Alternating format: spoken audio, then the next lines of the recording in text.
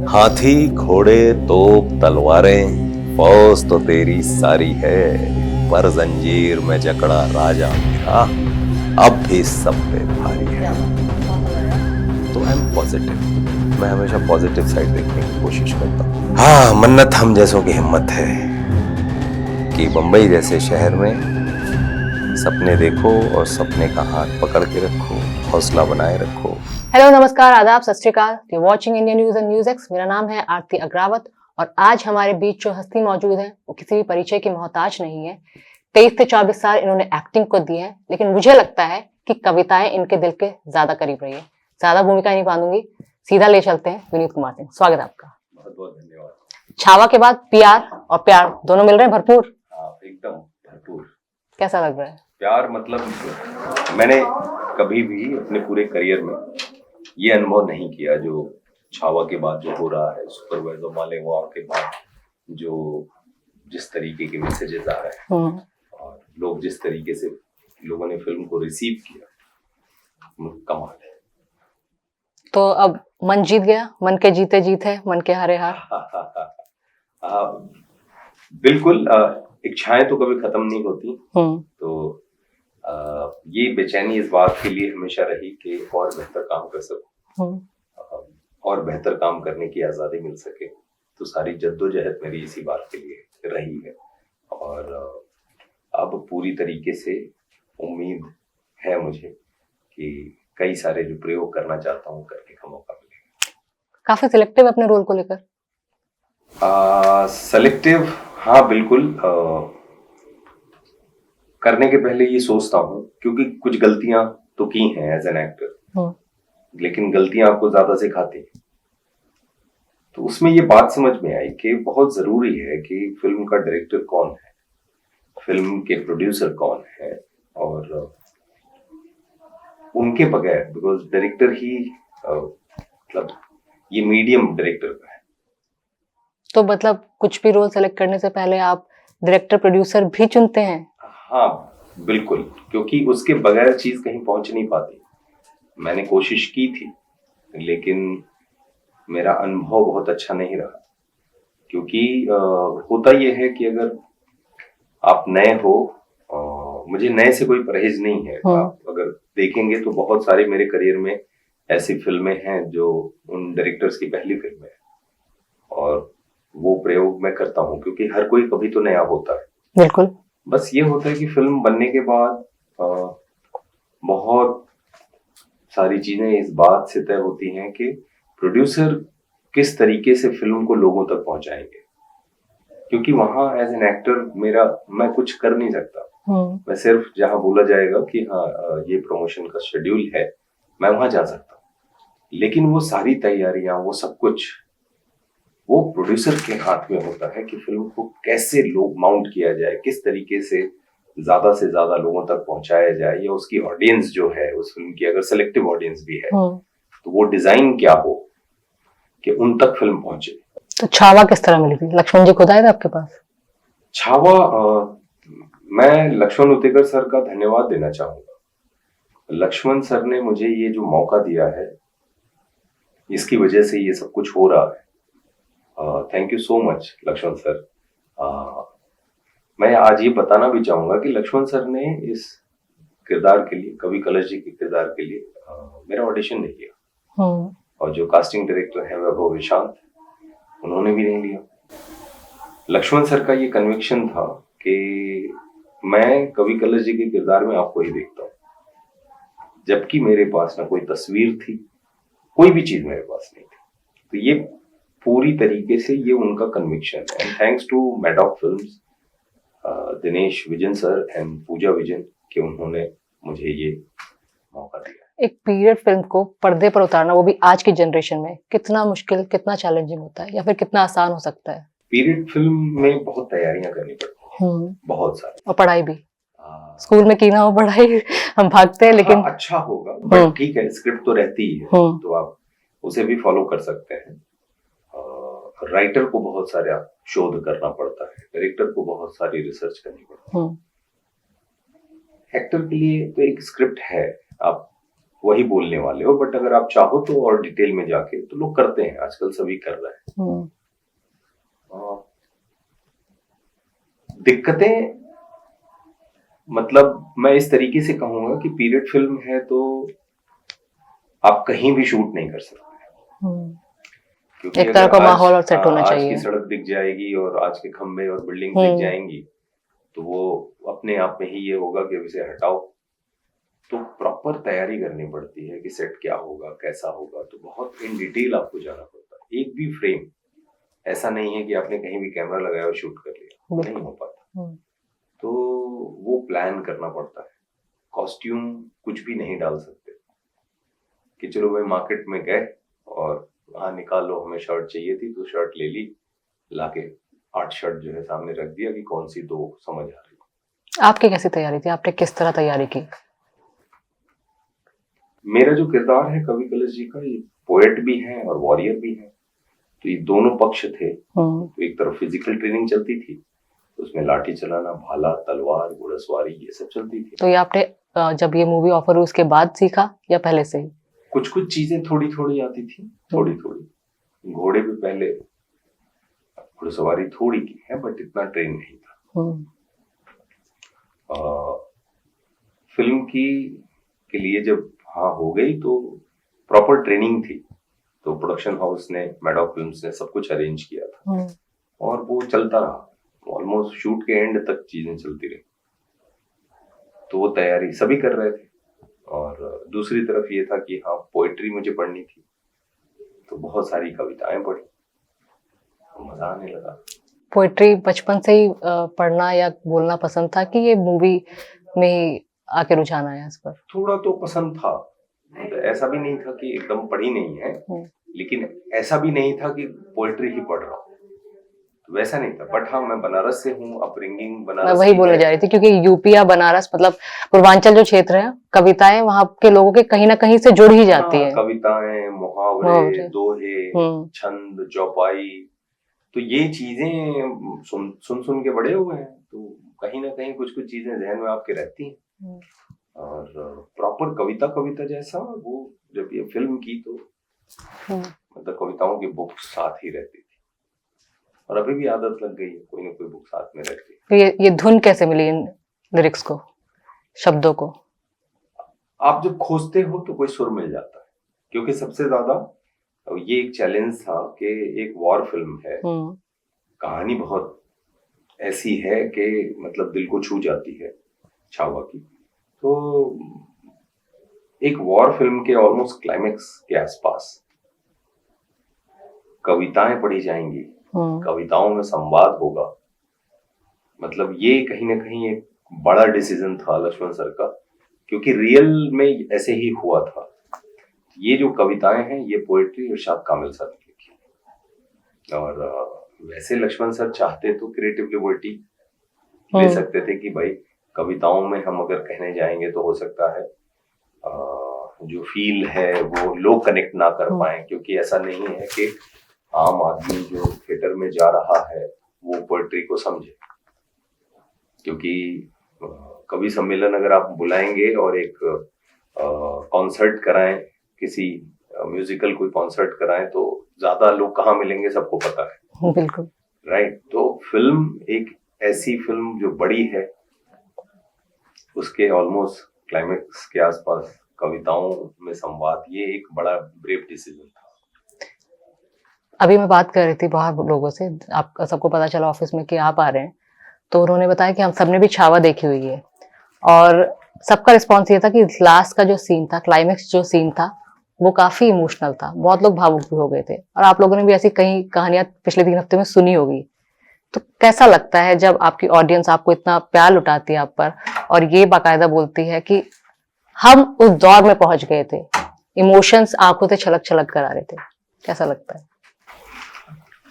ये ऐसे कॉम्प्लीमेंट हैं जिसे सिर्फ महसूस किया जा सकता है। मैं खुद सोशल मीडिया पे जब जा रहा हूँ तो वक्त कम मिल पा रहा है, बिकॉज छावा की रिलीज के 2 वीक के बाद ही सुपरवाइजर मालेगांव में आ चुकी है और बहुत सारी बातें हो रही हैं, तो वक्त कम मिल रहा है क्योंकि उसके प्रमोशन में था। लोगों के कमेंट्स लोगों की पोस्ट लोग खुद ही शेयर कर रहे हैं। जो आपने शुरू में बोला पीआर और प्यार, तो मुझे लगता है दर्शकों ने ही तय कर लिया है कि विनीत की पीआर हम करें। हाँ। और उनका प्यार जो है भर भर के मिल रहा है, और वही एक तरीके से मतलब मेरी तो क्षमता ही नहीं है कि मैं इतनी सारी चीजें कर पाऊं। मुझे खुद नहीं समझ में आ रहा है कि कहाँ से पोस्ट आ रही हैं, कहाँ से रील्स आ रही हैं, इतना कुछ लिखा जा रहा है। आई एम सरप्राइज, और बहुत ओवरवेलमिंग है। अच्छा भी लग रहा है, बट जब थोड़ा वक्त मिलेगा, सेटल होऊंगा, तो आई प्रोसेस एवरीथिंग। सोशल मीडिया पर एक्टिव रहते हैं, बातचीत करते हैं लोगों से? कम। लाइव तो हार्डली, मुझे लगता है, मुझे याद नहीं है। अभी आदर्श और अनुज जो सुपरवाइजर मालेगांव में है, ये लोग लाइव थे। आई वाज ट्रैवलिंग समवेयर, तो अचानक किसी ने दिखाया कि अरे आपकी टीम के लोग हैं, तो मैंने ज्वाइन कर लिया। आपको मालूम है हाल फिलहाल में आपकी बहुत सारे रील्स बनी है? हाँ, लोग तरह तरह की रील्स और एडिट बना के लोग अपना प्रमोशन कर रहे हैं, बेच रहे हैं। अब मुझे लगता है अपना नहीं, कहीं ना कहीं वो तो आपका, इनडायरेक्टली तो आपका ही है। मेरे लिए। और लोगों, वो जो मैसेजेस मैं बता रहा था कि लोग कह रहे हैं कि ऐसा लग रहा है कि ये सिर्फ आपकी सक्सेस नहीं है विनीत भाई, हमें ऐसा लगता है कि हमारी भी सक्सेस है। तो ये बहुत मतलब ये इमोशनल करता है। एक कनेक्शन छावा के बाद, ऐसा नहीं है सिर्फ छावा, मुक्केबाज हो या gangs of Wasseypur, her movie के बाद आपकी और आपकी जो अपनी फैन ऑडियंस है, एक कनेक्शन हमेशा रहा है, लेकिन छावा के बाद वो और ज्यादा बिल्ड हुआ है। तो ये हाल फिलहाल में हमने खुद देखा है, और मैंने तो खुद देखा कि रील्स में इतनी अच्छी आपकी जो लास्ट की क्लाइमेक्स सीन की पोएट्री है, उसके तरह तरह के वीडियोस बना के मतलब सोशल मीडिया पे काफी वायरल हो रहे हैं। अभी आपके अगले प्रोजेक्ट्स क्या हैं? आने वाली चीजों में अभी तो छावा भी थिएटर में है, सुपरवाइजर मालेगांव के थिएटर में है, और इसके बाद एक कबीर खान सर का शो है रंगीन, और एक सनी देओल सर की साथ एक फिल्म की है जाट, उसका टीजर आया था। हाँ, जिसके प्रोड्यूसर्स हैं मैत्री मूवी मेकर्स और people media factory, and director हैं उसके गोपीचंद मिलेनेनी। बिल्कुल कुछ अलग हुआ है वहाँ भी काम। एक फिल्म है अनुराग सर के साथ, और आपके फेवरेट बिल्कुल उन्होंने एज एन एक्टर बहुत सारी चीजें मेरे अंदर अनफोल्ड हुई हैं, बिकॉज उनके साथ काम करके बहुत कुछ मुझे सीखने को मिला है, और हमेशा एक चैलेंज मिलता है जब भी वो कुछ नया देते हैं, और मुझे खुद नहीं पता होता कि मेरे अंदर ये भी चैप्टर है क्या एज एन एक्टर। तो अच्छा लगता है, सरप्राइज। फिर एक फिल्म है, एंथोलॉजी है, मेरे एक मित्र हैं आशीष आर्यन, 4 कहानियां, उसमें से एक कहानी मेरी है, और ये सब तो आएगा, लेकिन अभी सुपरवाइजर मालेगांव थिएटर में है। मैं दर्शकों से ये कहना चाहूंगा कि आपने छावा में कवि कलश जी के किरदार के लिए जो प्यार दिया है, वही प्यार सुपरवाइजर मालेगांव को भी दीजिए। सुपरवाइजर मालेगांव की थीम क्या है? बड़ी सुंदर कहानी है, एक्चुअली ये रियल लाइफ की कहानी है। मालेगांव महाराष्ट्र में एक जगह है जहाँ पे कुछ बंदों ने, कोई खजूर बेचता था, कोई वीडियो पार्लर चलाता था, कोई जर्नलिस्ट था लेकिन कोई प्लेटफॉर्म नहीं था उसके पास, तो दिन भर कैरम खेलता था, कोई चाय समोसा बनाता था। इनके बीच में सब दोस्त थे, इनके बीच में कॉमन था सिनेमा। दोस्ती की कहानी। हाँ, इनके बीच में कॉमन था cinema. There lots of things. आप फिल्म देखेंगे बिकॉज बहुत कुछ कहती है फिल्म, आपको बहुत कुछ देगी, और इन्होंने कुछ होता है इनकी लाइफ में और ये तय करते हैं कि अपनी पिक्चर बनाएंगे। अच्छा। और इन्होंने मालेगांव में कुछ पता नहीं था सिनेमा कैसे बनता है, आज फिल्म इंडस्ट्री खड़ी कर दी। मेरा जो किरदार है फरूक जाफरी, वो अब इस दुनिया में नहीं है, मेरी उनसे मुलाकात नहीं हो पाई, लेकिन बहुत कमाल का उनका किरदार रहा है रियल लाइफ में भी, और बहुत तारीफ़ें सुनी हैं उनकी। वो राइटर थे और उनका अंदाज़ ही अलग था, और वो दिखता है स्क्रीन पे भी। मैंने कोशिश की है, मैं उम्मीद करता हूँ कि जो मुझे आता है एज एन एक्टर, लोगों तक फरूक जाफरी साहब का जो किरदार है लोगों तक पहुँचेगा। और दोस्ती है फिल्म में, सपने देखने की हिम्मत देती है आपको फिल्म ये भरोसा देती है कि अगर आप सपने देखते हो तो वो सपने पूरे भी हो सकते हैं।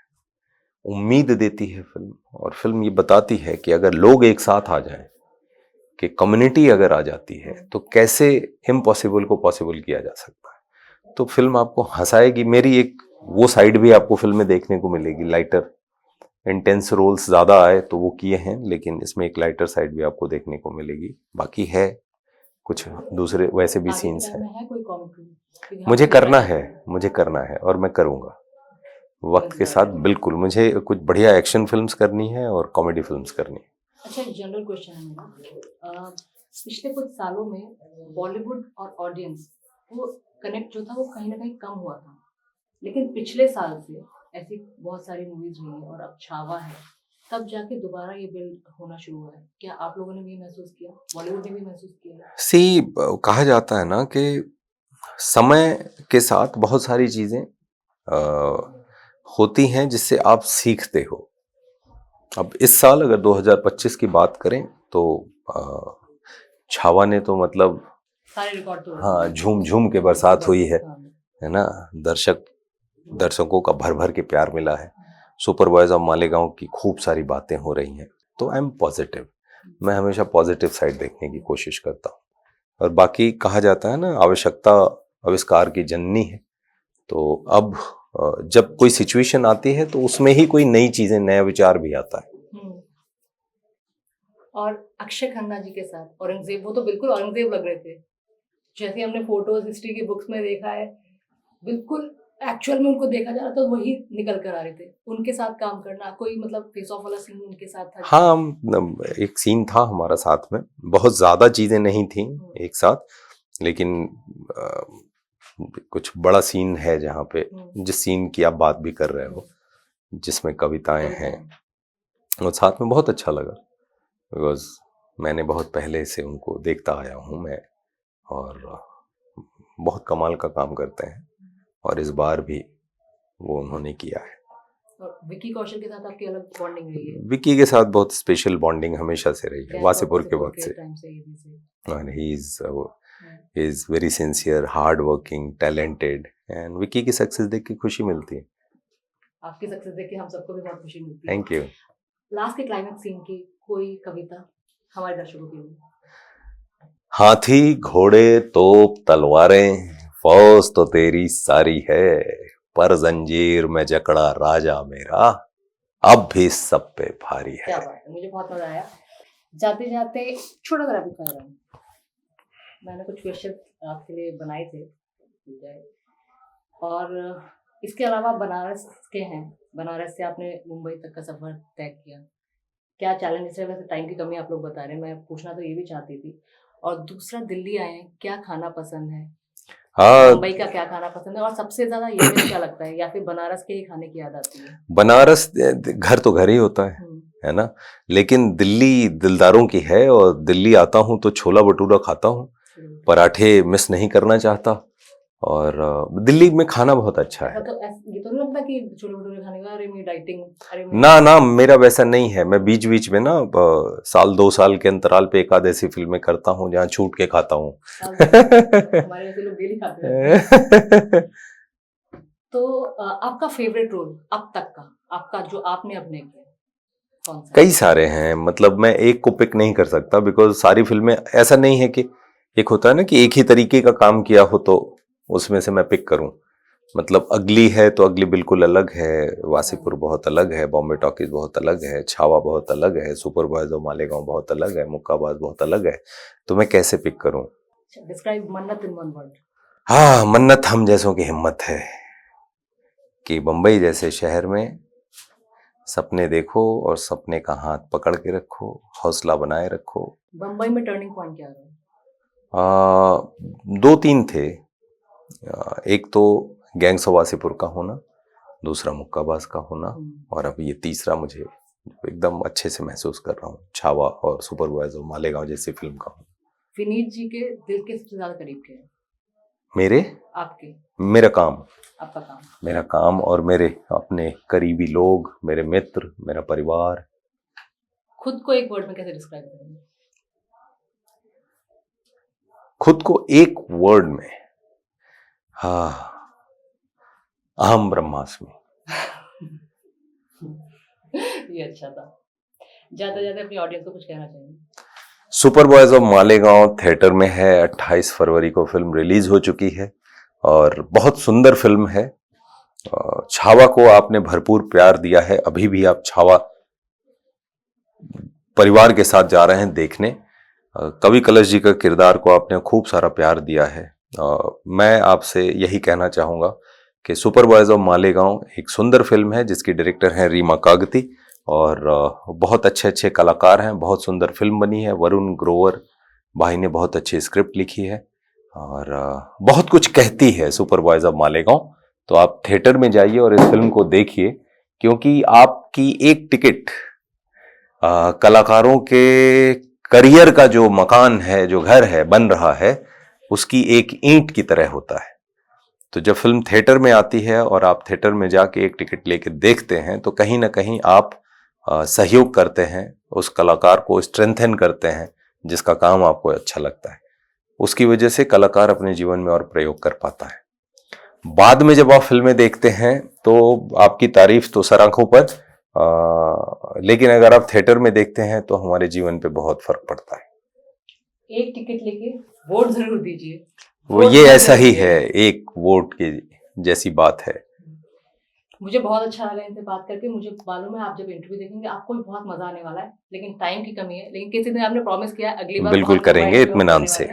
और जरूर थिएटर में जाके सुपर बॉय ऑफ मालेगांव देखिए, छावा देखिए, ढेर सारा प्यार दीजिए। विनीत कुमार सिंह को भी ढेर सारा प्यार दीजिए। Thank you so much.